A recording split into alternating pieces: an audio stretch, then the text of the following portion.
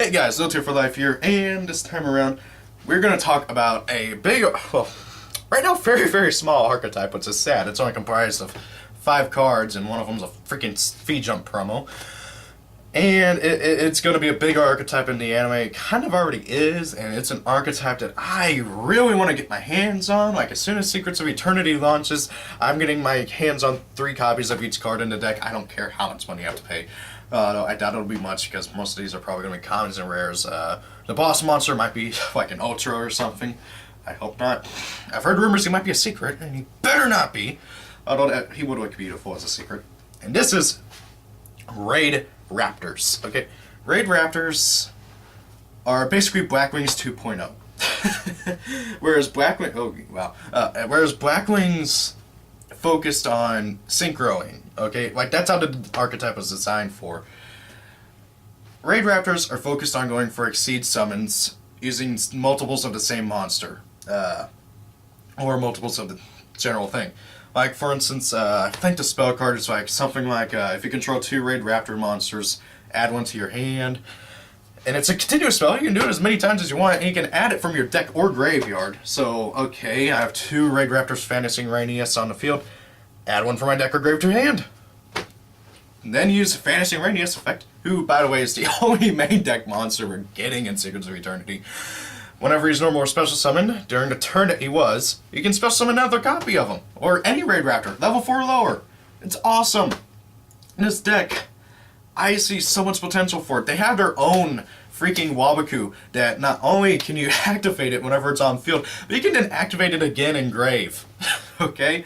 And then they have the most epic boss monster ever, in my opinion, and that is Raid Raptors Rise Falcon. I love seeing this thing summoned in the anime too, by the way. It is just awesome, and I really do think they could have kept its anime effects, but they, of course, they had to go to nerf it. But basically, what Raid Raptors Rise Falcon does is he's a rank 4 exceed, 100 attack, 2000 defense, needs 3 level 4 winged beasts to go into. Now you may be thinking, that is stupid. Why would I want to do that? Well, let me read tell you the effect. I haven't memorized. That's how much I love this stupid thing. Okay? This card can attack all spells summon monsters your opponent controls. Once per turn, you can detach 1 exceed material from this card. Target 1 special summon monster your opponent controls. This card gains that monster's attack. Okay? Now what that means is it becomes 100 attack higher than the strongest special summon monster on your opponent's side of the field. Which means you can then kill every single monster your opponent controls, basically, if they have a ton of special summon monsters. And like, literally, this card, it's just so awesome. Now, in the anime, it was detach 1, gains the attack of all special summon monsters until the end phase. And also, I think it could only attack special summon monsters. I think that it could have kept the anime effect because it would definitely put a high risk, high reward, you know, gaining the attack of all special summon monsters your opponent controls until the end phase, and being able to attack them all. Oh yes, that's good and all, but however, if your opponent somehow survives, which is kind of hard to do because the highest attack power that this thing has had in the anime was 14,006 freaking hundred, it's really hard to survive that.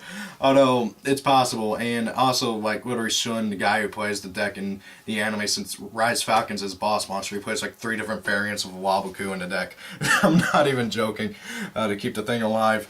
And I really do think that they could have kept that effect, partly because of that reason. You know, high risk, high reward. It's one of the reasons why I like Infernities.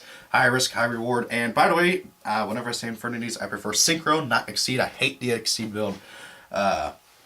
But however, Raid Raptors, I see so much potential in these. Okay? I have a feeling they're going to do what they did with Blackwings and release a little bit of it at a time. Like, I think Blackwings got, like 3 or 4 monsters and a Synchro, and that was it at first. And then 2 sets later, they got, like, all their good stuff. And I have a feeling this is going to happen again with Raid Raptors, which is one of the reasons why I call them Blackwings 2.0. And you can actually play them and most of their support cards in Blackwings.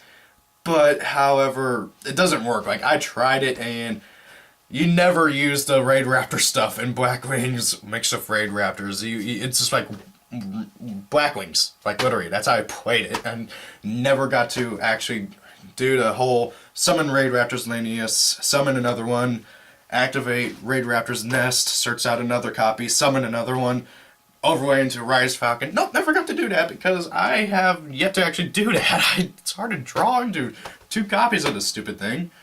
That being said though, since Konami has been pretty good about giving us all the cards that that the main characters have been using in the anime, I have a feeling they're gonna get the other search card. Like literally this deck, by the end of it, I could totally see them having 3 different search cards because the way the archetype is made is to always have an Exceed monster on board, if not making one like every single turn. Although it seems like Shun only plays 1 monster in a deck, and they're all, well, 3 copies of 1 single monster in the deck. There's one thing that I do want to say though, is that Reiji actually made a pendulum monster, especially for just Shun. But Evershun turned it down, and I'm just like, okay, well, what if later on he decides to take it? Like, you know how awesome that would be if this archetype got pendulums? And that's actually another topic that I want to talk about another time, is what archetypes could get pendulums. Probably going to talk about that in another video whenever my battery's not going to die. Anyways, guys, I can't wait to see what Raid Raptors are going to bring us. I can't wait to see what crazy stuff they're going to get. If you've seen episode 34, then you know what they have. Well, at least in the anime, and no doubt we're going to get them in real life. And yeah, I don't want to spoil it for anybody who hasn't seen episode 34 yet. By the way, if you haven't, go watch it right now, because it is awesome. We get to see something that I honestly did not think that we'd get to see until like season 3 or something.